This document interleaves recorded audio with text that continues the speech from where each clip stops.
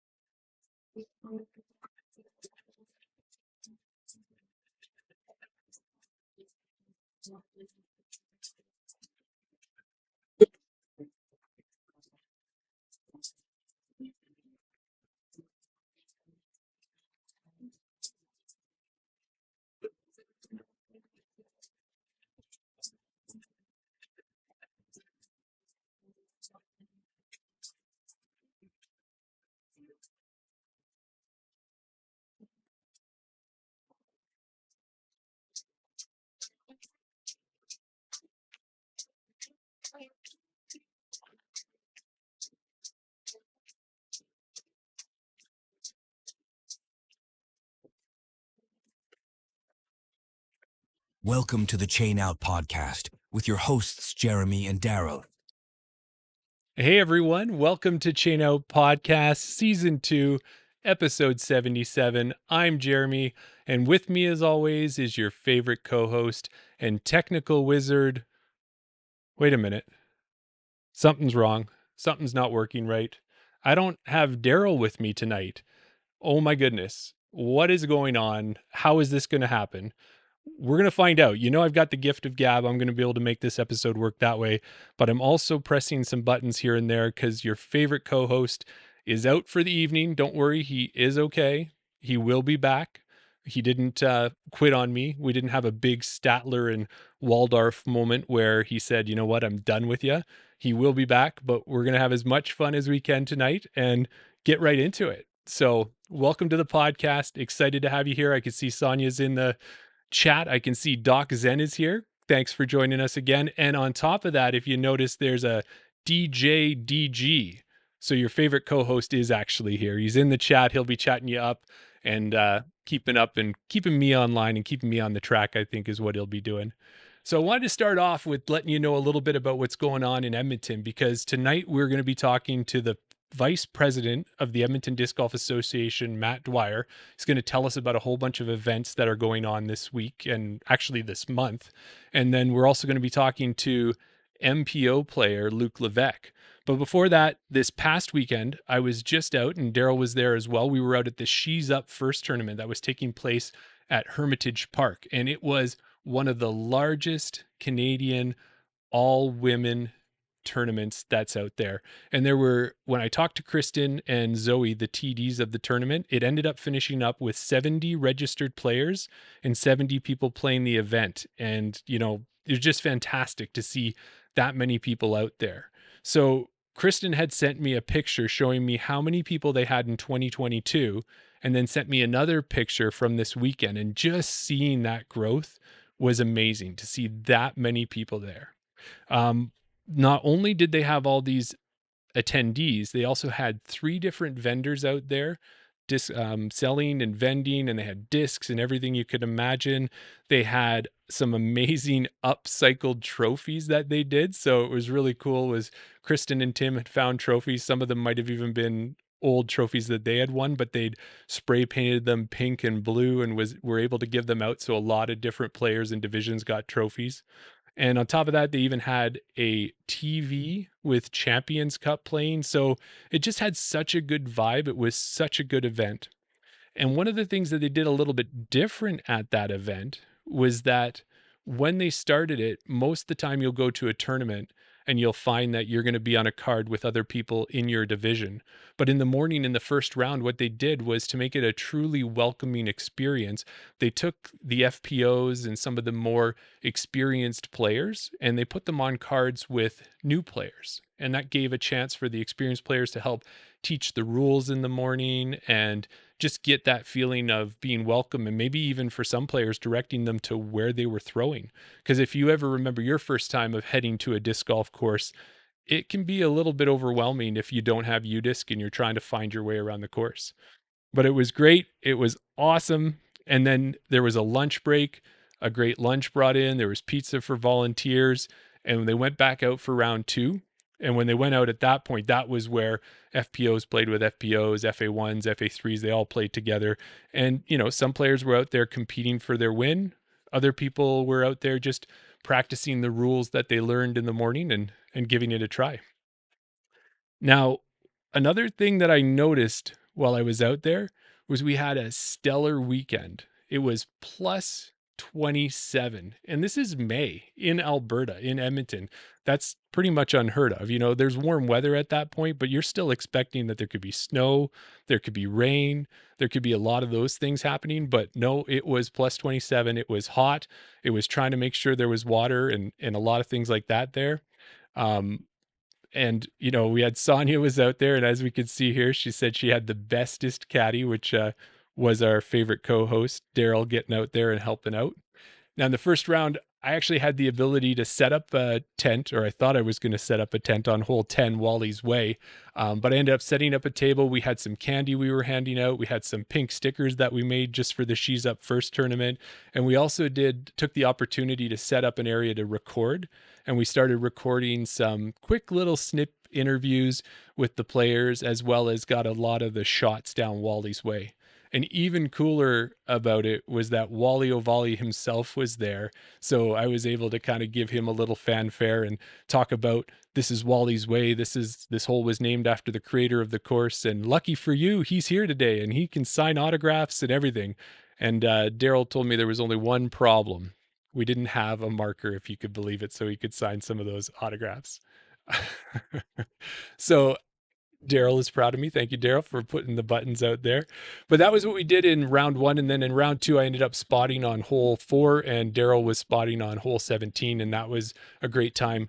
And what I wanted to bring up was going in on the FPO side. So at the top of the, you know, the competitive side of the tournament, in the first round, one of the tournament directors, Zoe Lorenz-Bozer, as well as Amber Chason, friend of the show, and Joe Henderson, friend of the show, they went into round 2 in first, second, and third place. And they were only separated by 2 strokes. And then round 2, even with that heat, it turned into a battle like you wouldn't believe. There were birdies everywhere. And at the end of it all, Joe Henderson ended up coming out the winner. So congratulations to Joe. And she did it by shooting her highest rated round ever, a 981 rated -11, which is insane. So for me, I've played Hermitage a number of times. And when I was out in the winter one time, I had one of my best rounds ever, and it was due to my putting being on fire, and I shot a -8, and I thought, that was awesome, and I'd never be able to do that again. And then Joe goes out and lights up the course with a -11. We got a chance to interview her after the tournament, and that interview is right out on our Instagram page right now, so you can check it out. It's about 3 minutes or so, and it was just great to really be there for that moment. We've done a lot of interviews, and we'll be doing some A-tier interviews coming up soon. And it's kind of after the fact, after a few days have passed and everything's settled in and that. But when we were there and got to interview her right after the event, we got all that emotion and enthusiasm, and I think it was a pretty good thing that we did it at the time we did, because unfortunately, with all that heat, Joe was posted some posts that maybe she wasn't feeling as well, had a little heat stroke. So Joe, congratulations. We hope you've recovered and everything's going okay at this point. So another shout out for She's Up First tournament I wanted to put out there was in the FPO division, and that was to Katie Brown. She's been playing FPO over the last year or so and has really been working to try and rise up the ranks there. And she achieved her goal of making it to the lead card for the final round, and she did end up finishing 4th at the tournament. So congratulations to Katie. That was a great accomplishment for you. This was a part of the show where I wanted to talk with Daryl to see what he thought about his birdie or die competition. So no spoilers here, but I've been told by the chat that it might have been a challenge. And I don't know that it was a challenge. It was a birdie or die challenge. Sure, it was. It was also called an A, B, C, D, E, F, G, or whatever we had there. But a spoiler alert, he finished it. He was able to birdie all 18 holes, if you can believe that. And, that was kind of an amazing thing to me, because we've been out there, and right from the start, hole 1 at Hermitage, it's this long throw where you're throwing and you've got to go right, and then you've got to curve it back left to the basket. You got to do that true S turn with an understable disc. But he hit that hole. He hit the power line hole. He hit hole 18, which is one where you got to go right through a bunch of trees. And it was amazing that he managed to get all that done. The question is, can he string it all together in one round now? That's what we would all want to do. That's for sure. But I don't know. We'll see. Now, the question is, that series went really good. We appreciate everything that you guys did for us, that you were commenting on it, you were liking on it, you were sharing, you were laughing with us, you were crying with Daryl with the missed putts. And we wanted to decide that maybe we should be doing another series like this. And what do we got coming up next for you? Well, we've got one called Mid-Range Madness.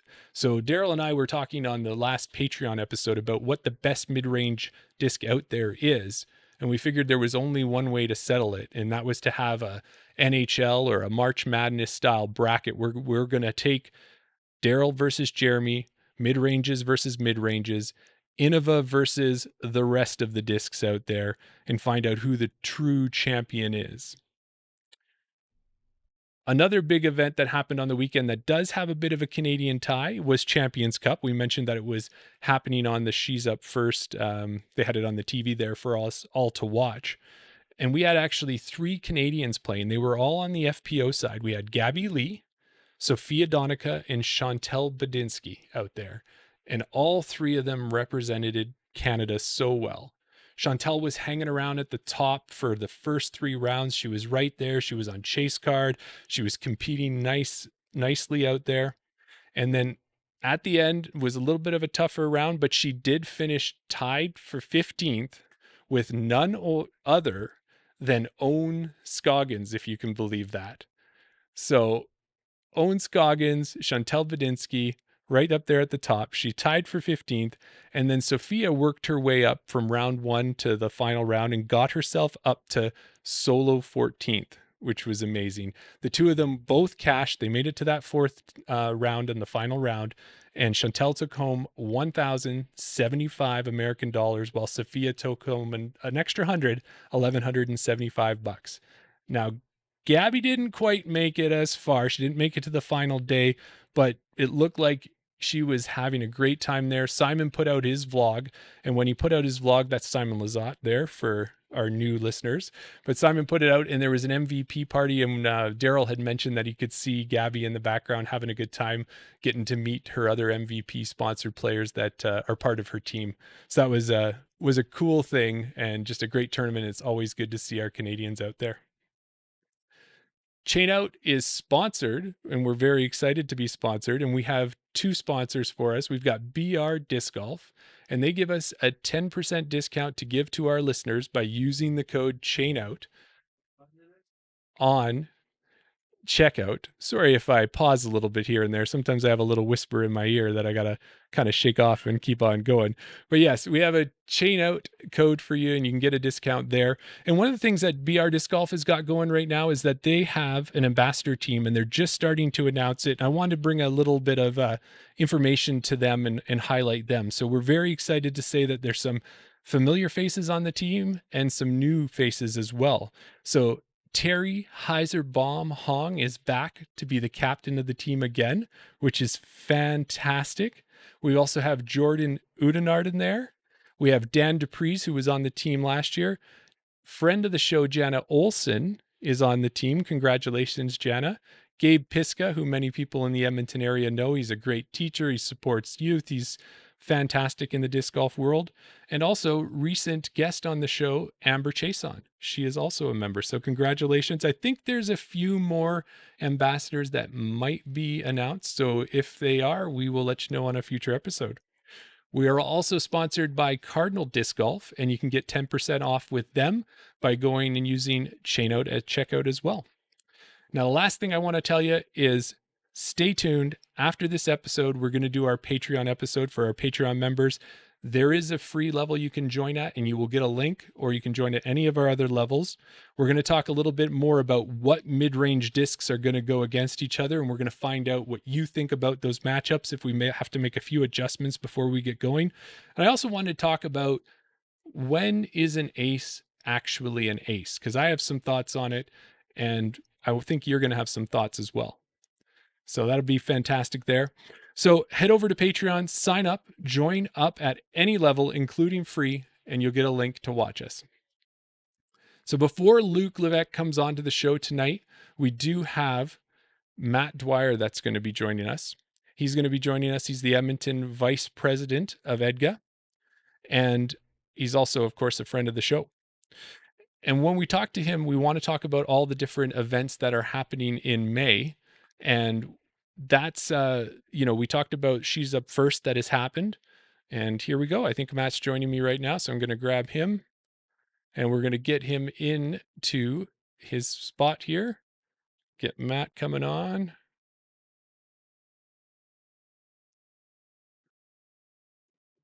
And this is me doing all this exciting stuff. So I'm going to remove Matt from the green room. This is the behind the scenes.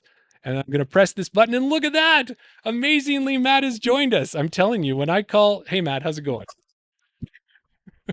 Hello, good to see you. Good to see you as well. So, I say this all the time, as you've heard on the show, as I say, your favorite co-host, Daryl, and technical wizard.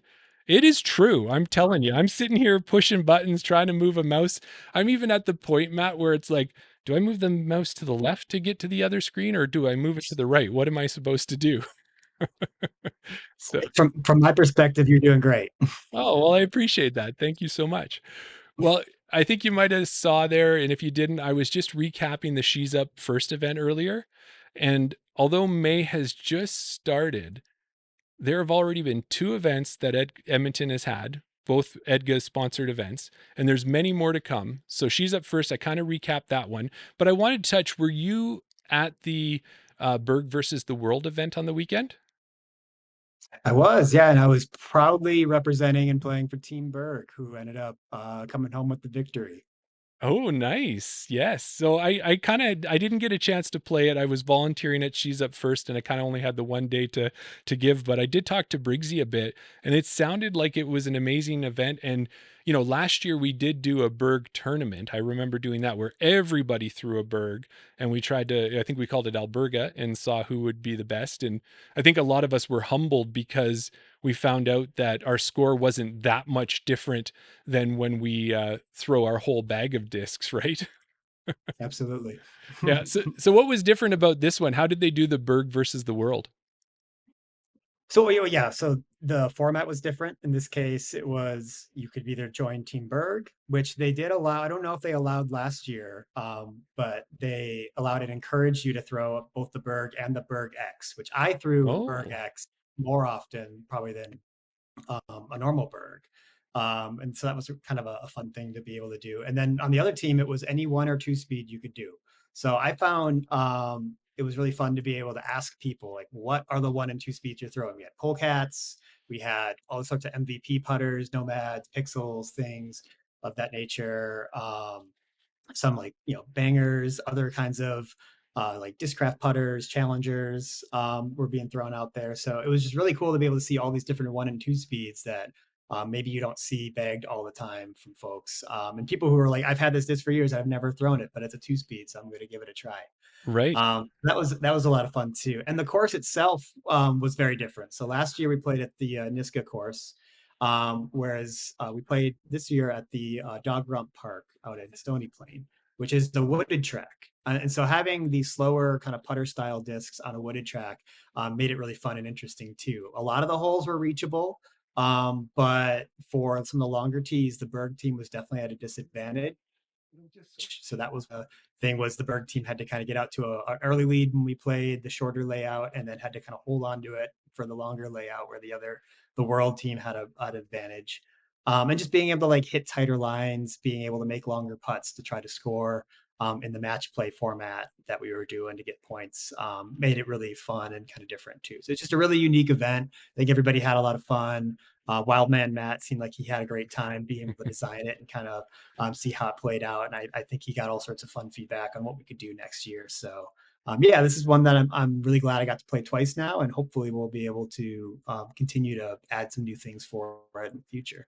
Yeah, that's really cool. And I think, you named a lot of those cool discs out there. And I know if I was out there, it would have been my range, I think I would have took out. I was really interested because that seems to me is the closest I've seen to a Berg that's not a Berg out of any of those other discs. That's right. I think there were some people out there who had some shiny new ranges, because it's, from what I understand, it's a newer mold that everybody was really interested to see how it was going to work out and how it was going to fly and compare. So yeah, Cool. definitely saw those up there too. Well, and I think with that one, if I do understand right, so you were playing match play, and then in the morning, everybody who won a match got 1 point for their team, and then in the afternoon, you switched it up and you got 2 points. Is that how it kind of played out? Yeah, it was a really fun. I'm a huge fan of match play. Whenever it's just a different kind of style of format, it brings out a different kind of play. And so the idea being that if you got a better score on the whole, you were playing against one other competitor, and it was random kind of draw for the first round in terms of who you get matched up with. I mean, it didn't matter if you beat them by 2 strokes or 1 stroke or 10 strokes; it was all worth 1 point. And if you Right. pushed, if you tied on the hole, then there would be no point awarded. You just move on to the next one. Okay. And so there was a lot of pressure to try to get birdies on some of these shorter par 3 holes on the course, because a par wasn't going to score you a point more often than not.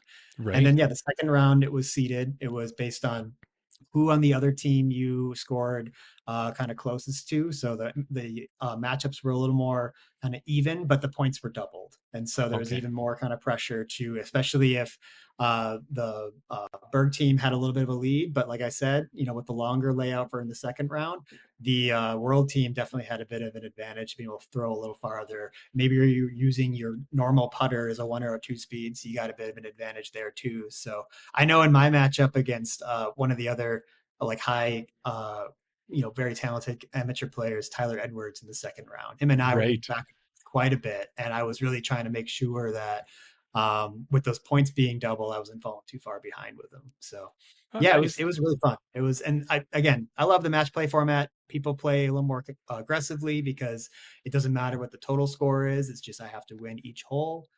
So it favors some style of play where stroke play wouldn't. And yeah, I hope that we bring it back. Oh, for sure. Yeah, and I'm excited. I hope it, anytime that match play can come up, because even just recently, Daryl and I had our first doubles tournament at the tag team champions that happened, and that was a great new experience in disc golf for me. So I could just see doing a match play competition being fantastic. But you know what? Let's move on to a couple more of the events. So one of the events that's coming up is actually right this weekend, and Daryl is the tournament director wearing his other hat. He's got his chain out hat, but he's also got his EDGA board member hat, and he's putting on a Discape 3-disc challenge. And I know I don't know, I've watched Armageddon a number of times, and there's a line there that Owen Wilson says before they go up in the rocket, and he's like, am I 98% excited and 2% scared, or am I 2% excited and 98% scared? And I think Daryl's probably floating with that same challenge there, but being his first tournament that he's going to be directing. Yeah, I mean, he's been really hyping it up. I'm unfortunately going to be out of town. Otherwise, I would definitely be playing in it. But it's one that, again, like, it's a different kind of format. So we've got, these tournaments where you sign up, it's stroke play, you're competing in your division. In this case, it's different. It's meant to be more introducing these new discs from this Canadian company, manufactured Discape discs. And you're using the same three discs that everybody else is. So it's a putter, it's a mid-range, and it's a fairway driver, that you're going to be throwing for both rounds at Hermitage Park. And it's just a good chance for you to be able to get out, try some new plastic, and do a little bit of friendly competition in a way that's hopefully going to be a little more casual. And especially if you're a newer player, competitive play is something that you're kind of wanting to dip your toes into. This would be a really great kind of low stress, low pressure way to be able to do so. Yeah, I agree. I think it's going to be a great opportunity that way. And I know too, looking just before the episode here, it's up to 48 people registered. Now it Mhm. was 49. I actually had filled a spot there myself, but I dropped it to let two people join if they'd like to. But if those spots don't fill up, then I will be right out there playing. Either way, I'm going to be there helping, volunteering, doing all of that kind of stuff. So really excited for that event on the weekend. And not only that, Chainout is trying to do their part to be part of it. And Discape had given us some new discs that they have. So we're going to have these discs available for prizes for that event. So if there's anybody out there who hasn't signed up yet, there's going to be two sets of 3 discs, and I'm not sure quite how Daryl's going to give it away, but they're going to be there for extra prizes for people. And we were thinking about this, was that the She's Up First tournament on the weekend, they had players count their number of tree hits, and then there was a prize kind of related to how many trees were hit, and they figured out a way to give away a prize. We're thinking maybe it should be the number of chain outs that you get. You count how many you get, and we'll do a prize that way. But yeah, that'd be a ton of fun. Yeah. So that's not all that's happening. There's some more things going on, and I know a little bit about them, but I'm going to rely heavily on you to let me and our listeners know. But on Sure. top of that, there's an EDGA brewery tour that's going to be happening. That's right. It's a new thing that we're trying out. So there's a lot of great breweries in Edmonton. We know about Sea Change Brewing. There's a big sponsor here of EDGA, of one of the private courses here at Bailey's Crossing, Sea Change Disc Golf Park, Edmonton Open. But there are other breweries here that are great supporters of disc golf as well. So we're doing this brewery tour where we're going to use it both as a way to connect disc golfers with some of the local breweries, and also to introduce disc golf to people who might be patrons and customers at that brewery as something that maybe they've never seen before. And so we're doing an event here on the 18th, so May Okay. 18th, at Alley Cat Brewing is our first stop. Oh, So we're okay. gonna have, so if you've ever participated in putting league, you're going to be well equipped and prepared to be able to go there. We're going to do a little putting competition exhibition at Alley Cat. Don't have to sign up or register in advance. You just show up on the evening of the 18th, grab a beer, bring your putters, and hopefully be able to introduce some new folks to disc golf while doing, again, kind of a friendly little putting competition. Oh, that's great. And that's nice to see too that we're going to have a number of breweries. It's exciting enough that we have one major, well actually two major brewery sponsors in our community, one sponsoring a course, one sponsoring the league, and now we're going to be working with Alley Cat as well. And that whole area, it's like one great brewery lane there. Absolutely. Yeah. Cool. So we've got that going on, and then also Corporate Challenge is going to be in disc golf's going to be involved in Corporate Challenge this year. Can you tell us about that one? Yeah, so Corporate Challenge is a big Edmonton-wide initiative, getting people who are these different companies out and trying out new sports, new activities, and again, kind of a friendly competition way. And then the idea is that each company kind of fields a team. Disc golf now is being one of the sports that they're going to be playing as part of the larger Corporate Challenge. And we've already had some opportunities for folks who are signed up for Corporate Challenge to get out and do a little intro to disc golf, which we've had some people take advantage of. So on the 14th, we have kind of an intro clinic for anybody who might be signed up through Corporate Challenge to play disc golf, where if they want to learn a little bit in advance, get a little leg up on the competition, maybe. We'll have some folks out at Rundle Park who are going to be able to show you the ropes. We also did that on our welcome day as well. So this will be a second opportunity to do that if you couldn't make that day. And then the day of the actual or Edmonton Corporate Challenge is going to be on May 31st. So May 31st. Okay. we'll have Edmonton, we'll have volunteers from EDGA as well as from Corporate Challenge out there to help get people set up with the equipment and being able to send them out on the course to be able to do their competition. And it should just be a lot of fun. I mean, this is a great way to be able to introduce disc golf to a large number of people that otherwise just may never have any real exposure or opportunity to be able to play. So we're really hopeful that this is something that is going to take off, that people are going to really enjoy. And, depending on how it goes, hopefully this will be a mainstay as part of the Corporate Challenge in the future too. Well, that'd be awesome. And, I've participated in Corporate Challenge before, and my wife is with a larger company and they're involved with it. And I thought, oh, maybe this will be my chance to come in and be on their team. But one of the things I'll let everyone know with Corporate Challenge is that sometimes spouses and other friends and that can play, but it's actually negative points. If you work there, all good. If you're trying to sneak your way in, it doesn't help the team as much. And also, too, at that same company, we have some local good disc golfers in Andrew Mitchell, Kevin Pattison, who are out there. So I'm sure they'll be representing that company quite well. On top of that, Matt, for our EDGA members and other people listening to the show and such, is there going to be an opportunity that people could maybe volunteer and help out for Corporate Challenge? Are you going to need some people who maybe have some experience in disc golf to help on the course? Or like, I know there's that instructional ahead of time, but what about at the actual event? I mean, so the Corporate Challenge will have their own kind of volunteers that are coming out as well. So as far as like handling getting people with the registration and everything, like that should all be okay. But absolutely, if people want to come out and if they're really passionate about introducing disc golf to new folks, we would love to be able to have more hands-on and people to be able to go out and kind of walk the course and show people the ropes a bit as well. So yeah, if this is something that you're interested in, you're not participating through your company, but you want to know what it's about, maybe get a sense of what it's like and see if your company would be interested in participating in the future. We'd love to have people out for sure. Fantastic. Okay, and you'd think that was all the events we had to talk about that are happening in May, but we've still got another one to go that's happening. And I don't know anything about this one, but it's called Playing in My Shoes. Can you Mhm. what's that one going to be about? Yeah, so this is one that's primarily run from Josh Smith is kind of the one spearheading it. So the idea here is that people can sign up and be able to participate. And this is one it's on disc golf scenes. This is one that you would have to register for to be able to participate in. But the idea is that um, it's you're going to be playing disc golf with different kind of restrictions and accommodations based on what it would be like if somebody who had different abilities to be playing. So there's going to be playing disc golf with like a visual kind of limitations impairment, or Okay. playing as if maybe you have like a mobility kind of limitation, and seeing like what would disc golf be like from a different perspective if I was living life with kind of different ability. And so it's meant to be, I think, an event that's both, really informative in terms of being able to see how other people have to approach kind of playing the sport differently than yourself, and also seeing how disc golf can be very much a sport that's very accommodating, kind of welcoming to people of all abilities and sort of skill sets.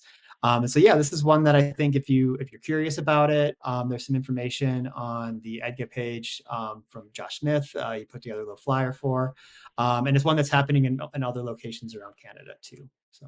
Okay. No, and that's good. And I think that kind of, we had a chance a while back to speak to Scott Stokely, and he's really taken a lot of time and effort into trying to bring disc golf to everyone for all abilities and to kind of get disc golf to accommodate. And I think he said many times is that there hasn't been a situation where he hasn't been able to find a way to make disc golf accommodate. So it would be really good because like you said, is if anybody is a person who's teaching or maybe trying to help others learn the sport, that would be a good way to learn how to do those adaptations. Absolutely. Yeah. Well, wow, that's a lot happening in May, and I've got a little bit of time left for you. Was there anything else that we wanted to shout out that's happening with EDGA before I let you go? Sure. So yeah, we've got all these events happening in May, and I really do want to highlight here just how different they all are. Right? These are not just your standard. A lot of us really love the ability to show up to a tournament, play in a competitive format, and that's something that appeals to a lot of people. But that's not for everybody. And so we've got such a wide range of different events that range from the level of competitiveness. If there's something that's kind of a quirky or different format that maybe is different from the way you normally would play the sport, or an opportunity to introduce it to some new folks, right? So there's just a wide kind of range of different types and styles of events that I think hopefully will appeal to everybody. You'll find something that might be of interest to them. But if you are interested in playing in something that is a little more like a traditional kind of tournament style format, we've got two coming up in June, where the registration is currently open on Disc Golf Scene that are definitely filling up. So if it's something that you are interested in doing, one is we have Queer Disc Golf coming back, and they're Okay. running a Change for Change event in that's going to be on June 21st and 22nd. And similar to last year, there's going to be both a day that's for competitive play and a day that's going to be for recreational, kind of lower pressure, like more kind of introductory play as well. So whichever one you kind of feel, or you can maybe sign up for both, Mhm. but whichever one you feel like is more appealing to you, they've got both those options. Again, that was a really great event last year, and we're super excited they'll be back. So that's one that I believe did fill up last year. So Yes. definitely don't sleep on registering for that. Um, and then we've also got the registration for the fundraiser for the Alberta hospital as well. Okay. This is one that Brock's really passionate about. The president has been putting on for a few years now. Registration for that just opened up recently. So if that was one you've played in the past, they put a lot of effort into, making NISCA a really fun kind of different course, like putting in new obstacles that aren't there, changing some of the hole layouts, putting a lot of out of bounds and make it a little more challenging. So if this is one where you have played that course before but never had a chance to play in this tournament format, it is something that's going to be a little different and always super fun, highlight event. So yes, wanted to shout out that the registration for that one is open as well. Well, and I can speak from experience. I've done that event the last 2 years and it's fantastic. And I can remember it was really hot one day and we got snow cones at lunch, and the Alberta Hospital volunteers are so amazing and they're just so happy to have us there. There's always great discs given away. Brock manages to secure some awesome Innova discs. I know Daryl would be excited. And yeah, just a great event to participate in. But oh, that's fantastic, Matt. I'm excited for all of these things that are happening. So if you don't live in Edmonton, you might as well move. You might as well come join us. We got a great scene here, or at least come for the summer. You might not want to be here for the winter, but yeah, no, thanks for joining us with that, Matt. And if there is more stuff that's going on later on down the road that you want to come back on and talk about, just let us know and we'll be sure to work with you to get you on. Love it. Yeah, no, this is a great platform. Love what you guys are doing for the community. You guys are huge ambassadors for the sport, and happy to participate in any way that we can for sure. Fantastic. All right. Well, we'll catch you later. Thanks. Okay. See ya. All right. Well, that was great speaking with Matt, but we've got a guest in the waiting room and I do want to get to him. Or an intro, I should say. Tonight's guest is one that we kept a close eye on last year. He was constantly battling at the top of the leaderboard and he podiumed in 4 of the 2024 Canadian A tiers. In 2023, he was playing MJ18 and he jumped up to MPO.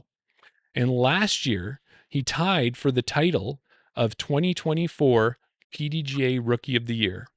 Hailing from Victoria, BC, what is quickly becoming the hotbed for professional disc golfers, let's welcome Luke Levesque to the show.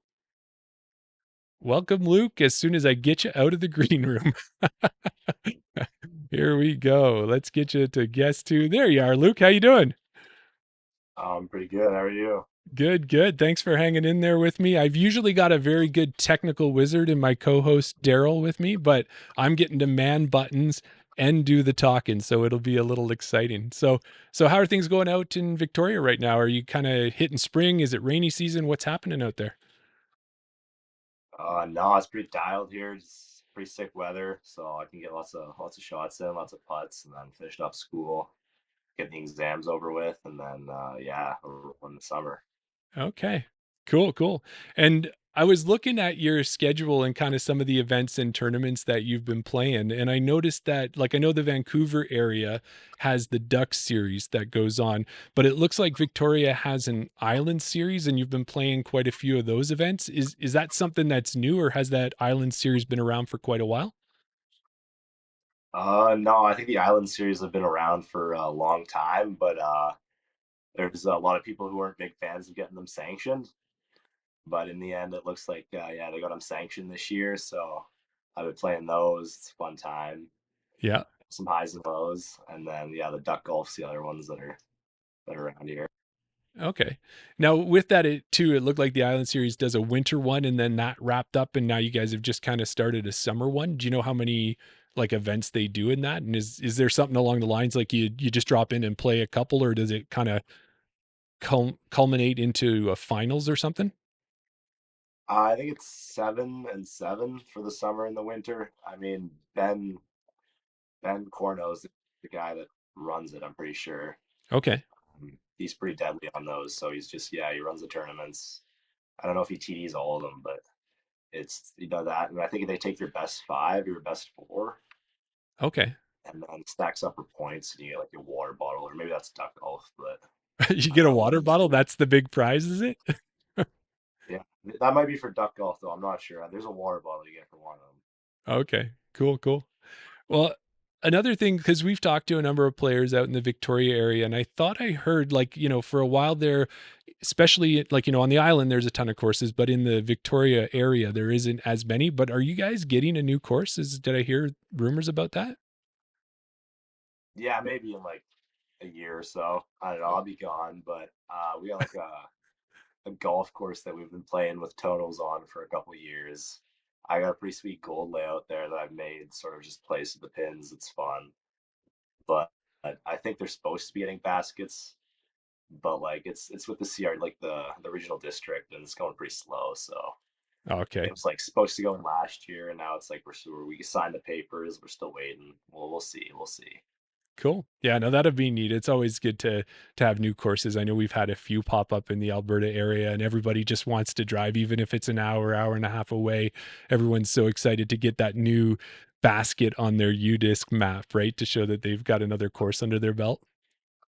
Oh, okay, yeah, that's pretty sweet. I mean, I know there's a couple courses like going in Up Island that Stu and Chris, the guys that whatever their company's called, in Oh, design. in design, yeah, yeah. Stu McKissick Yeah, and Chris Hartman.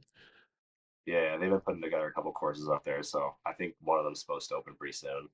Oh, cool. Well, and I know too, another thing we had Clea Adair on from Enchant Stad, who are organizing the Smith Lake Disc Golf Farm Camp that's going, or Smith Lake Farm Disc Golf Camp that's happening in June up in the Comox kind of area. And that sounds good Yeah, because it's like Nate Sexton's going to be up there visiting on vacation. Thomas Gilbert's going to be there. Sophia Donica. They're going to be doing lessons. It's like, everything's happening on the island this year, it seems. crazy. I didn't even know that. That's pretty sick. Yeah, no, check that out. It seems like it's going to be a pretty good event. When you can go out there and you can get signed discs from those players and get lessons from those players and kind of in a smaller setting, because I think the max amount of people is going to be about 80 people there. Well, what a type of event to be part of. Yeah, no doubt. That sounds sweet. Yeah. Well, let's get back to you though. And one of the things we like to do at the start of our episodes is we want to find out how you got into disc golf. But we don't just want to ask you that. We create an origin story, we base it on a movie, and then we let you and the listeners try and guess what movie it's from. And after that, we find out the real story and see if I was even anywhere close to what your story is. So if you're all set, we'll go right into it. maybe when you were younger. Wait, you already are younger. Okay, maybe in the last year or so, you decided you wanted to make a little extra cash. You thought about robbing banks and surfing in Tofino as a possible solution. On your way to Tofino, you saw a disc golf course and stopped to give it a try. You found that you were pretty good. You said via con Dios to the robbing banks idea and started robbing other MPO players of potential prize money by placing on podiums at tournaments. When people ask you how you got so good so fast, you tell them, if you want the ultimate, you got to be willing to pay the ultimate price. Now, maybe that isn't quite how you got into disc golf. So why don't you tell us how it really happened? I mean, I'll take a guess. Is that Talladega Nights? Oh, you know what? It's the story of Ricky Bobby. Not quite. It's Oh, close. And if we take a look in here, we've got Sam, one of our listeners, and he has got it right. He's given us the Point Break. So it's probably a lot, maybe earlier than your time. They did do a remake of it, but yeah, Robin Banks and surfing and doing extreme sports. Great movie. Patrick Swayze, Keanu Reeves. Go back and check it out for sure. But yeah, tell us. Keanu Reeves, Victoria native. Oh yeah, and like early Keanu Reeves. This is like Speed days, like way back then. Crazy. Yeah. So why don't you tell us, how did you get into disc golf? I think it was like mid-COVID. I moved to Victoria in like 2018, 2019, and then in 2020, my dad took me out, and then I picked up like the sidearm pretty quick. I don't know. I think like got like the tennis. It's pretty similar to like a tennis swing. So I had that, and then it was just kind of like an activity we'd do. And yeah, I don't know, picked up from there. I just like the competition, always been pretty competitive in like all sports. And so yeah, I just like kept playing. I did like a cool little video for like I was doing online French school because I was going like English school here, so I did online French. And I won a little competition for like a project I did regarding disc golf, so that was sweet. Okay. And all I just played MJ15, MA1. I think my first tournament I played MA2 at a BC Open. I met some like sweet. I think I did this podcast before with Johnny. Oh, So I had Johnny there, and then yeah, that was like sweet. And I was like, oh, these people are pretty sweet. They're like just a bunch of chill people. yeah. And so I just kept playing, kept getting better, and like I realized like, oh, okay, I mean like I could do some damage here. So I just kept practicing. I was really big on trying to get distance and trying to get power. So I figured that out, and then I figured out that that was pretty useless if I couldn't putt. So I Right. get on that. Nice. And that's kind of where we bring you to today is yeah, that's a pretty good story with how you got there. And so your dad kind of introduced you to it. Has your dad always been a big disc golfer, or was it something that he just happened to find at that same time and you did it together? He's just like a big woods guy, so he was like big on fishing, hunting, all that. And my mom like just told him that I was like big on sports. So like when we introduced each other, he took me out and we played disc golf. And he's like, you know, the typical old fashioned disc golfer. So he like great excuse, you know, get a joint out, get a beer out, chill with the boys, Yeah, and like that's kind of the original roots for some disc golfers, hey? yeah, yeah, I mean, deadly. Yeah. And still with all of that stuff happening, they're still throwing the disc like nobody's business usually as well, hey? Oh yeah, no, I was impressed. There was always this one hole. I started playing at Millstream, and I was a big hammer guy too. On the overhands, I was like, oh, this is pretty sweet. And there would be this one hole I could never get up. It was this huge hill, and we'd watch some like I don't know. It was now that I think back, I'm throwing putters over, and it's like it's not that high up. But like back then, I was like, man, this is like people are like professionals who can get it over there. Like whoa, and we would like always make a bet. Yeah. If I could get it up there, the first time I get it up there, he'd give me a 50 ball. So that was pretty sweet when I finally pulled it off. Nice. Good stuff. Well, on the podcast recently, we've been chatting with a lot of people about, who are either working in schools or doing different things to try and get people into disc golf. And one of the things we figure about growing the sport, especially in Canada, is getting more youth involved, whether it's bringing disc golf into schools. I know Frisbee Rob goes around and does things and kind of shows people more on the Frisbee side of stuff. But was it just a lot of people say it's the flight of the disc in that, but as a younger person, what was it that really kind of connected you to disc golf? Was there something specific about that sport compared to hockey or baseball or tennis or something else? Like, why was disc golf the one that you hung on to? Uh, I'd probably go between like just the aspect of competition that I like couldn't pull it off. So I had a hard time winning, and the pressure would get to me, especially like on the mental side. Right. So like in hockey or in soccer and whatever the other sports, it was a lot of like you make a mistake and you can make up for it by working harder. In disc golf, you kind of just had to soak the loss and just keep going. I had a hard time with that. I mean, I still do. It's still like I feel a lot of us do. Right. Definitely had a hard time getting past the blunders on the course, and so that's what sort of drove me to keep going, keep pushing. Okay. So, and I think, would you kind of say in that respect too, it's one of those things where when you're on a team, in a hockey team, it's you and the team. So, it doesn't really come down onto your shoulders per se. It's a whole group effort. But in disc golf, it's you and the disc. You either throw it well or you don't throw it well. And that's kind of a different challenge. At least I find that. Do you find the same thing? I mean, I guess so. I don't know if I think about it like that. Okay. Like I never thought there was like a huge difference between team sports and like solo sports. I guess it was always just like I was just competing. Like not that it was always about me. Like that kind of just sounds cocky, but I was sort of just more focused into my own lane. Yeah. Well, that's cool.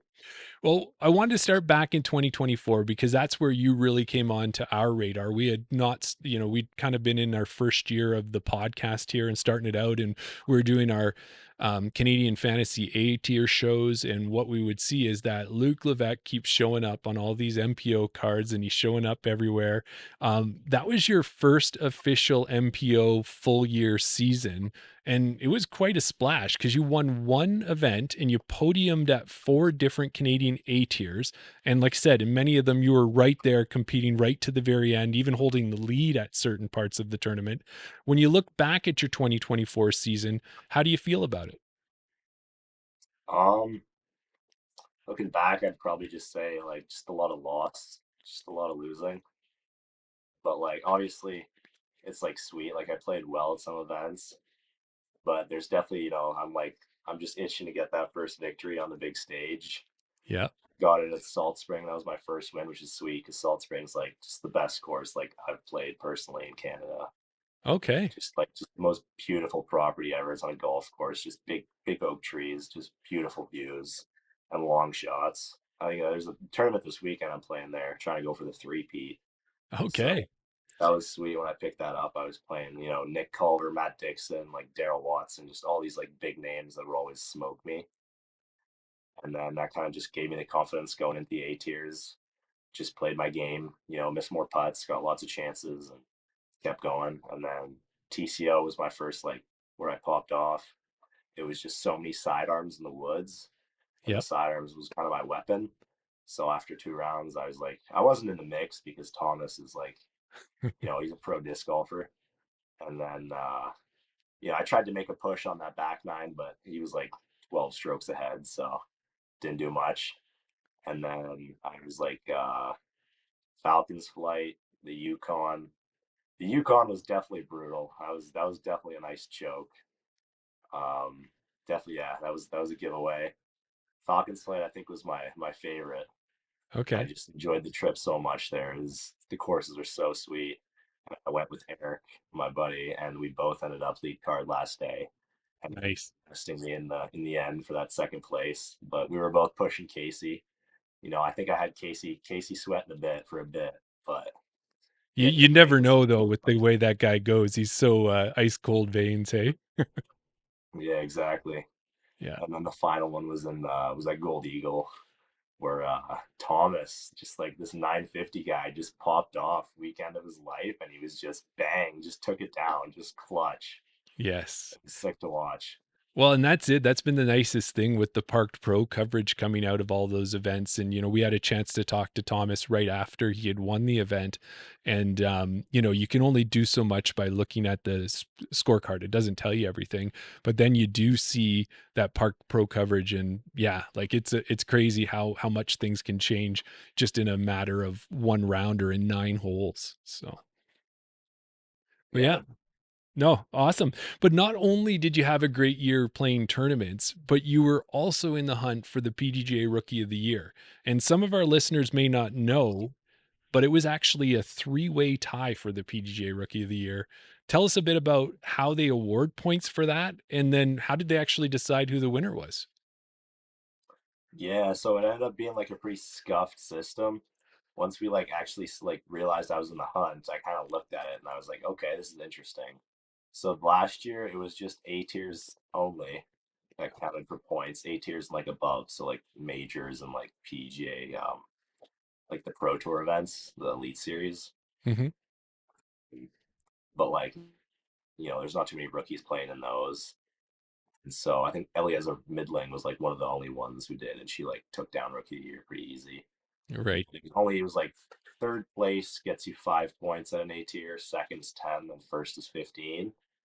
And so, I had lots of podium A tiers at A tiers, and that gave me some points. And then there was a couple other kids. One in specific, Aviel Gomez. I ended up finding like he didn't have an Instagram or anything, and I found just a YouTube video of him, and it was just like this 12-year-old kid who looked like he hadn't hit puberty yet, but he was just 1030 rated or 1020 rated, and the guy Wow. he had like filmed it in the bag. He was throwing like this like 130 Valkyrie, and he's like, yeah, on forehands only. I was like, Wow. well, this guy clearly deserves it. He's chucking his Valk on 130. So I thought that was pretty sweet, but it ended up being Miles something, who had a tournament in December. It looked like he was out of it, and he just hit a sweet spot at like a tournament with like a bunch of like 1030 rated pros, and he managed to grab like third place or something. Oh no, it was highest rated round was the tiebreaker, because Okay. once it was points tied, it was who had the highest rated round in A tier, and so I think he played really bad the tournament, but he got like one like 1070 rated round or something. He just had a crazy round, and so that beat anything I did or anything Abiel did. So that was it. So everybody played their whole year. They played these A tiers, accumulated these points. You had a three-way tie. And then rather than trying to find a way to bring you all together to settle it, they just chose who had the highest rated round. Yeah, that's why I was pretty scuffed. This year, I think they changed it a bit. Like they counting D tiers, and there might be a different tiebreaker system. But yeah, it was a rough go because ratings are so like different everywhere. At one point, there was like Manu, the Japanese guy, was the highest rated guy in the world. But Yeah. Yeah, it was fun. those things are interesting. Yeah, well, fun, and it also too it got your name out there a little bit more, and like we were already watching you and seeing what you were doing, but that would have probably brought even more attention to you as well. Sure. Fantastic. So when you do look back on the 2024 season, what would you say are some of your favorite memories from the year? Was it, heading up to Whitehorse for the LTL, or was there something specific that stuck out to you? Um, I mean, it's like disc golf's so cool in that it's like all about the people. So as it's an individual sport, I feel like the people you meet along the way, you can just like you choose with who you connect with. It's not like on a team where you're like stuck with some people and you might not like them, but you just go through it. Like you really get to choose your group. So I think Falcons play with Eric was pretty sick. We just clicked together. Yeah. Otherwise, I love the memory of just giving away that victory in Whitehorse. Just a good one to have, so that when I finally break through, it'll feel like it was worth it. Yeah. It definitely stings for now. Well, and you know what? I'll tell you, both Daryl and I, the co-host with the most, who's not here tonight, we were we saw the scores. We talked to Eden after that tournament, and then we watched it, and it was heartbreaking to watch. It was a tough one to watch. We were like rooting for you. We knew you could take that one down. And I think even Eden, in his heart, as much as he wanted to win it, he didn't want to win it because you had a couple bad shots type thing, right? So if you can take that and put that as that big building block, like, that's that chip on your shoulder that you're never going to have another event like that. I think that's a good thing to take from that learning. Yeah. I still have lots of events like that. My season this year's been well. I guess that's the next segment, so I'll save it for that. Okay, sounds good. Well, another thing is that we've had some people who have waffled about whether they want to head up to LTL and go to Whitehorse for that event. For anybody who is on the on the fence about it, what would you say to them? Is it something that they should do if they have the means and the time to do it? Is there some things about that made that part of the year memorable last year? I mean, yeah, the event was like awesome, and it was crazy how little people were there for how well it was done. Just like the community in Whitehorse, because I used to live there. That was like especially when I Oh, lived. But yeah, like it was so sick, and yeah, Ryan Norquay just did a sick job with like running everything and just getting everyone together. He got banners up, and it was a fun time. I helped set up, and I helped him and his girlfriend Bree. It was yeah, okay. it was really nice.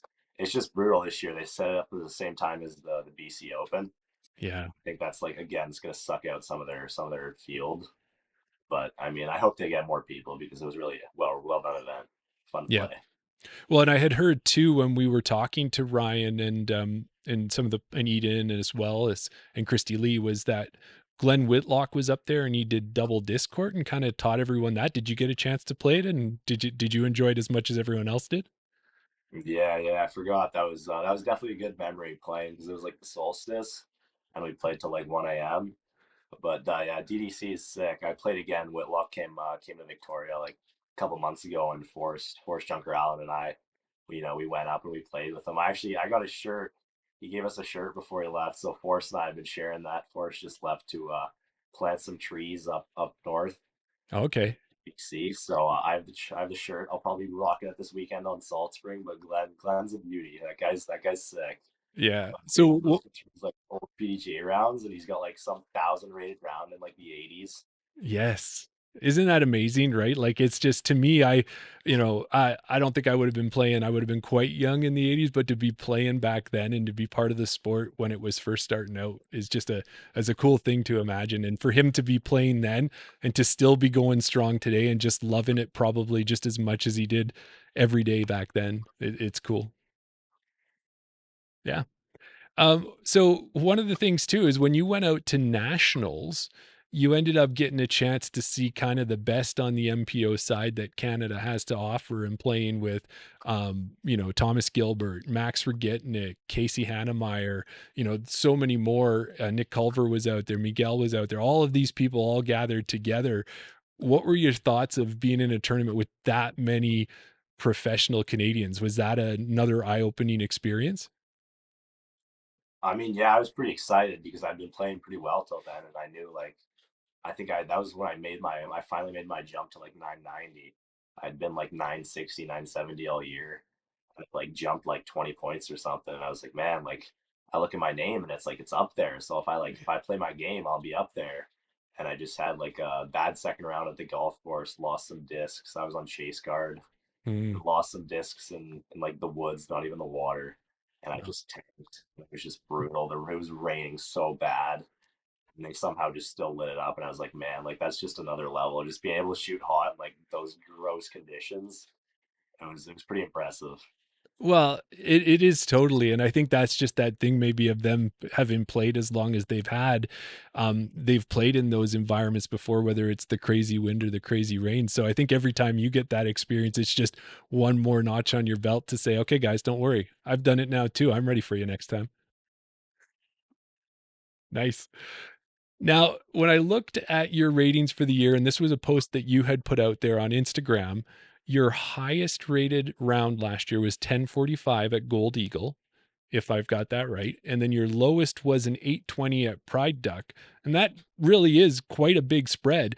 What do you think was the big differentiating factor between those two rounds? And was it just, one was early in the year and you were getting more skilled and learning more as you went through? Or what do you think was going on from that type of spread? You're gonna love my spread this year, sir. I'd say sometimes I'm just I'm playing pretty serious, Yeah. and then sometimes if I'm playing like a little island series, I just head gets out of it, and I get out there and I just play for fun. I'll throw a couple shots and I'll light up the basket. But sometimes I get more serious and I play and I'm trying to win. And sometimes it's not going my way and I let loose a little. Okay. No, that's fair. So is it sometimes too? I could see that going if I'm not having a round that's really working the way I'd want it to. It's like, okay, ace running every hole the rest of this round or something like that. Is that kind of the approach you end up taking? Something like that. Something like that. I like to get some creative shots going, some weird rollers, some weird grenades. Oh, well, yeah, your grenades and that. People got to go and check out the Park Pro coverage of you because some of the shots that you throw, there aren't many other people who, at least in the Canadian MPO field, that can throw what you can throw, whether it's for that distance or whether for it's just a grenade throwing it straight up and dropping it down, right? Like you've got some awesome shots. Yeah, it's a good tool. Yeah. All right, well, let's do that. Let's move to the 2025 season. And I'll tell you, I'm a person who kind of sets goals in my disc for the year with disc golf. So, for example, for me, I'm MA 40. My goal is to be higher than 850. I kind of danced right at the 850 mark last year. Another one of my amazing big goals is to be on the chase card in MA 40 rather than to be on the bottom card or that type of thing. Are you a goal setter yourself? And if you are, do you have any goals set for 2025? I mean, it's always been like hitting that 1,000 would be pretty sweet. I don't know if I'm gonna be able to this year, but other than getting 1,000, I just want to take down an A tier. I think I got like 3 or 4 lined up, so if I can take one of them, that'll be pretty sweet. I'll definitely be playing serious golf there Yeah. and working hard towards that. Well, definitely. And I think, with as close as you were last year with some of those ones, it's inevitable it's going to happen this year. And and all that extra experience you've got from playing in the rain and having, a loss here and there, like all of that just builds into your memory how to win, right? I think that some people think it's like, oh yeah, I just have to throw well to win, but I think there's more to it than that. Like you have to learn how to win and how to go down that last 9 holes with somebody chasing you, someone like Casey Hannemeyer, Rocket Bear staring down and breathing on your neck. How do you stay focused that whole time? And I think you've got those skills. You learned them last year, so I know it's going to come. Yeah, I'm glad you think so. That'd be pretty cool. Yeah, well, and as soon as it does, we're going to end up having you back on the show to talk about your A tier win, and I can't wait for that as well. That'll be a good day. Yeah. Well, you are signed up for 3 A tier so far. You're going to BC Open, which is now the biggest tournament in Canada. So big that they had to split it up into a pro weekend and a AM weekend. So that's crazy. You're going to be at that one. Tournament Capital Open that's happening up in Kamloops, which is going to be another great one because Rose Hill is open again, as well as they've got their new course that's going to be played for the tournament. And then you're going to be heading out east. And we talked about some of the great players that you played out here, but you're going to get a chance to see Marty Hendel and some of the other great Cam Zanini and the other people who kind of hang out in Ontario more or less. Are there any other events on your radar besides those A tiers that you're starting to think about? Yeah, like I was talking with Eric, Falcon's flight buddy, and I was like realized like I haven't really gone to the States. I went to Junior Worlds and got rinsed there, but I haven't really gone. Like, I guess obviously it's not the best time either with all the tariffs and everyone's favorite president. But he was like, there's a SeaTac Open that's coming up in next couple months, so I signed up for that, and we'll be heading down to play that. So that's sounds pretty sick. All Like right. Alan's playing in it, so trying to pull Okay. Nick Culver's legacy. I think Nick Culver took him down in the playoff last year, so we'll see if I can pull it off. Oh, that's awesome. That's fantastic. Yeah, that'll be good to get there. And have you thought about too? Have you looked at any of the disc golf pro tour events and thought if maybe like, with where you placed in the rookie of the year competition last year, does that give you the ability to get entry into one, or is it not something that they do? No, no, I haven't really looked at any of that. Like for the most part, I'm getting focused on heading to university. That's kind of why I can play nationals in like Port Hope or like Mississauga. I'm not sure where it is, Yeah. but I'm going to Western for the Ivy Business program, and so it's like 3 hour drive from the tournament. So I think it's like during my second week of school, I have to take a couple of days off and go play. Okay. Yeah. Well, I'll tell you, you're going to Western, which is in London, Ontario. And Yeah. that's where I was born and raised.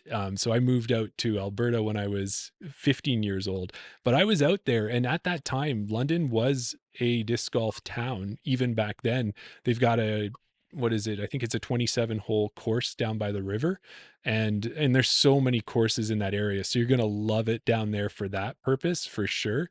And you're right. Yeah. Up in Port Hope in the Peterborough area, that's where most of the national courses are. they're kind of all kind of in that range, but it is that 3 hour drive. You got to go north of Toronto, and you'll get that real good feel for what traffic is like compared to out here or in Vancouver. Crazy. I didn't think it'd get worse. Yeah. Now, one thing when you go out to Western, and obviously you chose the school for the right reasons, you chose it for the program that you wanted to be part of.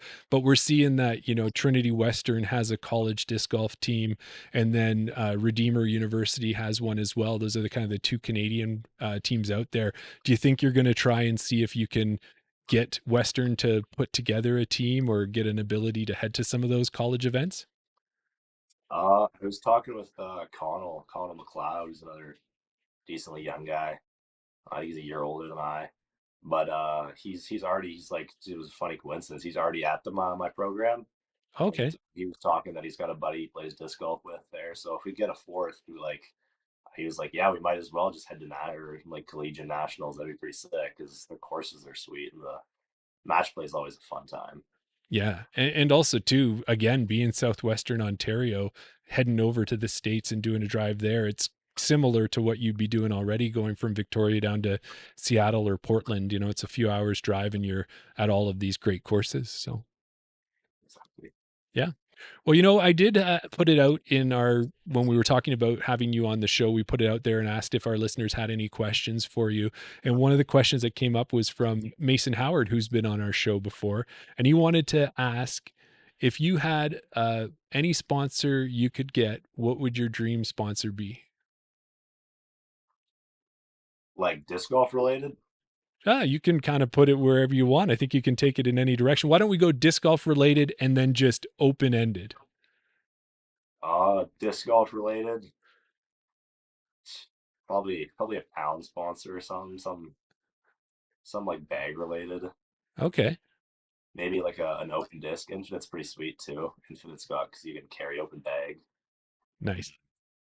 I don't know. I like Gavin Rathbun, sort of the unsponsored dog. Yes. I think that's pretty cool. That's pretty baller. Okay. And then if you were going to go that other route and say it could be any company under the sun that finally was getting themselves into disc golf and got their head on straight, going, wow, we should put some money behind this sport, what sponsor would you want that way? Um, I'd probably go between like Apple or like Coors. Okay. Yeah, those are both pretty cool. It would be all right to be in some Apple commercials or something and carrying all the gear. It'd be like Luke or something. Maybe I could see that as a as a thing. Cool. And then lastly, Going off a mountain for a Coors commercial, that'd be pretty sweet. oh, that would be fantastic. Yeah. So, and also he finished it off by saying, good luck this year on the course. He's excited as well to watch you, just like the rest of us there. Now, Luke, I know that you're kind of newer to the pro side, but we noticed that Victoria has been producing some awesome pro disc golfers. You've got Julie Mowens, Christy Lee, Gabby Lee, Sylvain Verrier, Brett Henderson, Sophia Donica, and now, of course, you. First off, do you get a chance ever to go out and play with any of them? Do you see them around or train with them at all? I know they're all like these big shots, so you don't see them around much. Sophia's out just being like this freak athlete with a PhD, doing her 10K bike or not bike rides or 10K runs in between rounds. Yep. But I'll see Sylvan and Gabby out pretty often, and I mean you probably don't know, but there's a couple more around here. There's the Simmons brothers. They used to be the legends around here. They used to be the young Lukes. There was two of them. Okay. So Braden was this like just unreal just player. He was leading Am Worlds the year that Jeremy Colhang won. Really? So he had like 8 strokes on Jeremy Colhang, and he fell apart. But that guy's he was unreal, and his brother David, he still plays match play tournaments with us every once in a while, but his shoulder's injured now, and Braden's he's suffering some mental issues, but Okay. they're just both just these huge beauties. And then there's Forrest, who's like unreal as well, who lives around here. That's amazing. Yeah. Like, so then that goes to my second question to you. Do you think it's the courses that are in the area that are tough? So anyone who plays on the island automatically gets good? Or is there something in the water? Like, what is it about Victoria that's making these great players? Do you have any ideas? I'd probably say just because we don't have courses, the people who play are like just dedicated. Yeah. Well, that makes sense. Yeah, like you have to do your craft. Do you do a lot of field work and stuff then too if there's not as many courses? Yeah, it's pretty much all I do because you play Mary's like a number of times and you're kind of done. There's not much more you can learn there. But it's a sweet property. Don't get me wrong. It's just like because it's all we have and it's open like twice or thrice a week. There's so many people there that like there's no making up holes. You're Mm. playing course and it's like it's fun, but it gets pretty boring. So I just hit the field 4 or 5 times a week, get my putts in, get my throws in. Yeah. Well, you know what? That is a good point when you say it. Maybe we've unlocked something. Is everybody knows they're supposed to do field work, but if you've got, 12 or 13 courses around like we do, we go out here and we go out every weekend and we play on a course. But if you're heading out and you're out in a field, then you're now focused on, no, I'm really going to work on my hyzer shot. I'm really going to work on my Annie or something like that. And you're throwing multiple throws. It's maybe there's something to that. That's definitely what helped for me. Yeah, for sure. Well, as I mentioned earlier, I'm an MA40 player. So is my co host, Daryl. And we got many listeners here who are also amateur disc golfers looking to improve our games. So when we have a pro like yourself on the show, we always want to see if we can maybe squeeze a few tips and see if we can improve our games from them. So you have quite a long throw. I know you're a tall guy, you've got long arms, all of that, but it can't be just that. Do you have any advice for any of us who are looking to throw further? Any of the things that you've learned over the last little bit, especially with all that field work? I mean, the field work I did was all just like it was really just working on my technique. That's all I really did for a couple of years. So that's where the long throw comes from. It doesn't come from my frame.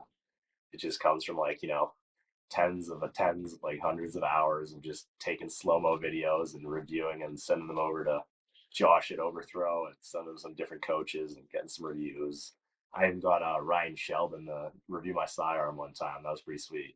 Wow. Yeah, that's awesome. So now, do you find it when you're recording your throws? Because I've done a lot of recording as well, and I've done some slow mo. Are you able to see what you're doing wrong, or do you need somebody else to take a look at it to kind of spot it for you? I mean, when I was starting, I could definitely spot on myself because like there's so much information out there to learn, and so I, dedicate my time to it, and then I'd learn it, and I'd figure out what I'm doing wrong. So for like the first while, like I could do everything myself, and it was a lot easier. It was just gotta put in the time and the work, and it was like the struggle of I tried to do too many things at once, and like even two or three was too many. It was just really you had to do one thing, lock it in, then move on to the next, and it was frustrating because like I knew all these things I had to work on, but I had to go one at a time for it to like actually make progress. And at times I wouldn't. I would try and do two or three because it was just so tempting. But at Right. the point, like at a certain point, I couldn't figure it out. I was like, I don't see anything. So that's when I had to call in, form coaches and other coaches, just so they could give me some tips and some pointers. Cool.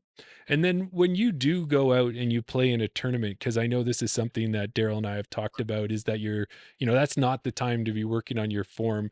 But do you ever do you have certain things you hold in your head when you're making throws and that? Do you say, like I'm gonna do the teapot, like pour the tea, or I'm going to make sure to reach back or look behind? Is there anything like that that you do when you're in a tournament, or is it just go up and throw because all the practice happens beforehand? Well, I'd say like not really. Like if I'm feeling good, I'm just throwing. But it's like when things start to go wrong, obviously then I'll try and analyze and break down what's going on and I'll try and focus on one form cue. But you don't really want to have multiple things going on in your head. You probably just one cue. And if you're thinking of it, you'll probably do it. You'll likely do it. And if it's still going wrong, just reset. But in the end, like the practice is all where it changes. Then tournament, you're just trying to just stay in your groove, not think too much, and yeah, it's all it is. It's just a lot of work in the field. Cool. All right. Well, that's it. That's what we're gonna have to do. Is we're gonna have to jump. Daryl and I will have to jump back out in the field and just get practicing on that. And I think we're going to be doing a mid-range madness competition here, where we're going to be testing out mid ranges and trying to determine which ones are best. And that'll be focused on a different thing. It won't be just ripping discs at a basket. We're trying to throw the right throw and get it in the right spot. And I think that might help us a little bit. We'll see. All right. Well, we're getting to the end of the interview I've got here. And we talked earlier about goals. And, I shared the goal that I wanted to get into fighting shape. And I started the year off well, but my eating can go off the rails now and then. And I was a former Dairy Queen employee. I love my blizzards. I love Oh, all. buddy, I'm a huge Blissy guy. Are I you as well? had like way too many points. I had to spend some. I was like, I could buy a couple cakes. It was getting out of hand. Oh, you could get some cakes. You had that many Blizzy points? Oh yeah. Well, then I guess I'm going to take a little side turn here. What's your favorite Blizzard now that all the summer ones have come out? My go-to Blizzies are normally like turtle. I'll go turtles. I'll go cookie or not cookies and cream, but cookie dough. Yeah, And the other one, the one they have on the limited time right now, it's like the mixing bowl mashup, right?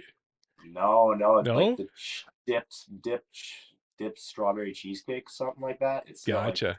cheesecake, some chocolate, and it's like strawberry ice cream. Yeah. Well, that's Those awesome. go-tos. Well, there you go. Well, when I go through all that, the Blizzard, totally one of my favorite desserts. I'm always having trouble spelling the word dessert. Is it two S's or is it one? I found a saying that I think will help me though. You always will have two helpings of dessert. So there's two S's in dessert, but you'd only cross the desert once. And that's how you know there's one S in desert. And now that we're speaking of deserts, we're going to roll to the next part of the show. After this, you've taken a relaxing cruise, however the ship goes down. You manage to swim to an island. And fortunately for you, there's an 18-hole disc golf course. Which 3 discs are you taking with you on the island? All right, Luke, this is my first time in 77 episodes of the Chain Out podcast where I get to do this part. So this is where Daryl normally steps in and says, you're out there, you're on a cruise, you're having a great time, the sun is shining, everything's going. Maybe you're actually on the ferry going between Vancouver to Victoria. The ferry goes off, it goes in another direction, it's gone for a while and it sinks.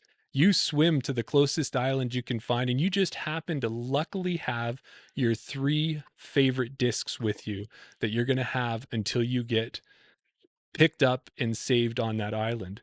What are the 3 discs that you're going to be taking? Like off rip, I'd probably say like my favorite disc of all time is a nice Barella T-Bird 3. That's just like always been my favorite, my trusty. Uh, Probably need a distance driver in there, but I low key just lost my favorite destroyer at Mary's like last Friday, so probably can't take that now. So I'll probably just grab a tilt and throw in like a putter. I mean, if I gotta make some putts while I'm away. Nice. Okay, that's a good collection. And we've done this 77 times and we've had different answers, but I don't think we've had that combination of 3 discs yet. Now, there is another one that's kind of a bit of a curveball for you. If you could take any course in the world and bring it to that island, and that is the only course you're going to get played to play for however many days you're stuck there, what course are you going to bring with you? Do I just have my 3 discs? That's it. Those 3 discs in any course you want to play. I mean, I'd probably switch out my discs, but I'm definitely taking Northwoods Black. Northwoods Black is the course. Yeah. And have you been out there and played that one before? Yeah, yeah. Junior Worlds was in Illinois, so I got to play it. Nice. And what is it? Is it just because it's that hard and difficult, like everyone says, or what is it about that course that you love? Well, it's long. It's wooded, which is like the best disc golf is played in the woods. But it's not just like dinker holes. It's not Pender Island out there. You got like 450-foot shapes in the woods. It's unreal. Oh, that's fantastic. Okay, cool. Well, that's definitely, it was already on our list, but when we get good recommendations like that, it just puts it that much higher. Well, it kind of takes us to the end of the interview, Luke. And before we let you go, I wanted to give you a chance to shout out any sponsors, or if there was anything that we didn't cover in the interview that you wanted to say, this would be the time. So go ahead. Yeah. I mean, shout out Tombstone Disc Supply, Alex and Richard. Shout out Birdcage Baskets, boy Roger over there, and then shout out my mom and all my family. Putting up the grind to raise me and bring me out to these tournaments, pay for my sports, all around, get me up there. It's definitely sweet having them. Yeah, it's always good to have that extra support from family and such. And, when you're traveling to Whitehorse and you're traveling to Clearwater and you're going all over the place, and even to have that company to be there to help you and support as well. That's fantastic. Well, it's good.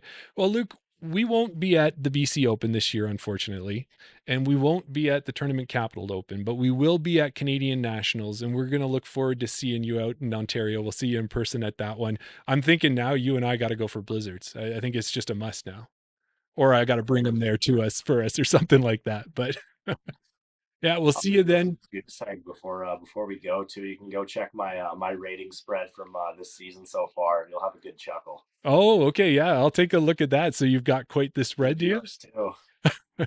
So is that one that I could say this MA40 actually played a round that was higher than Luke Levesque? Is that what you're telling me I might be able to say? 5-year-old to say that too. Well, that's fantastic. Okay, well, we know we'll see you in person there at Canadian Nationals, but I'm guessing we're going to be talking to you for an A-tier win before you know it. So have a great season. And yeah, it has been great having you on the show. All right. Thanks, Earl. Ciao. Yeah. Thanks, Luke. Well, how is that? Another great player to have on the show in Luke Levesque. Fantastic. He's, totally making waves. Guy from Victoria doing his thing. We've got Gabby Lee out there. We've got Christy Lee. We've got Sophia Donica. It is really true. There's just so many people coming out of Victoria and making a big splash. So fantastic having Luke on. Can't wait to see him at Canadian Nationals. And let me see what else we got here left for you.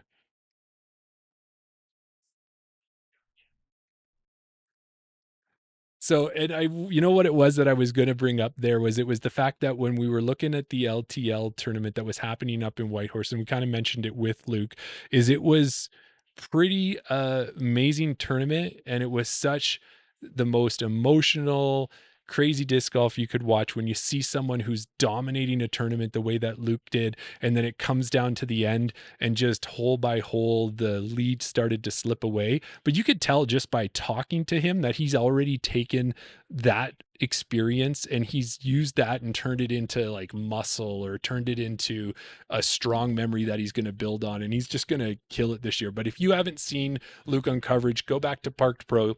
As he said, you can go see him on Gold Eagle, you can see him on TCO, you can see him at Falcons Flight, you can see him at Nationals, you can see him at LTL. There's so much coverage of Luke, and he's going to be a great player to watch this year. And if you've been sitting here and watching the episode, and thank you for hanging in there with me on the solo episode, why don't you subscribe to our YouTube channel? Do us a favor, do that. It really helps us out. It gets us closer and closer to our goal of getting to our 500 listener mark. Right now, we are currently at 385 subscribers, and we've been pooling up a lot of discs in a lot of different prizes for that 500 subscriber giveaway.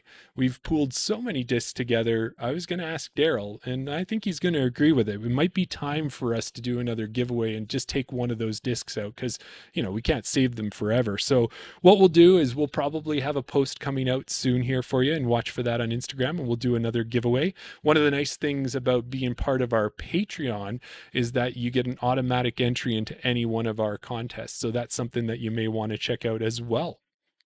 And we appreciate all the support you give us, and we try to give that back to you. And we do that through the different discounts that we have and the ways that we can help you save money when you're trying to buy things related to disc golf. So don't forget that we've got that code CHAINOUT, and you can use that to get 10% off with BR Disc Golf. You can also use it to get 10% off with Cardinal Disc Golf. And if you want a board game, if you're a board game person, you can go out and get Chains, the disc golf board game. Use the code CHAINOUT. You'll get 25% off there.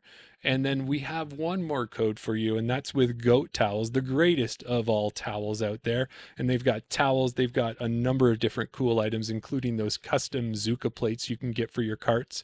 And if you use the code COP15, you can get 15% off there.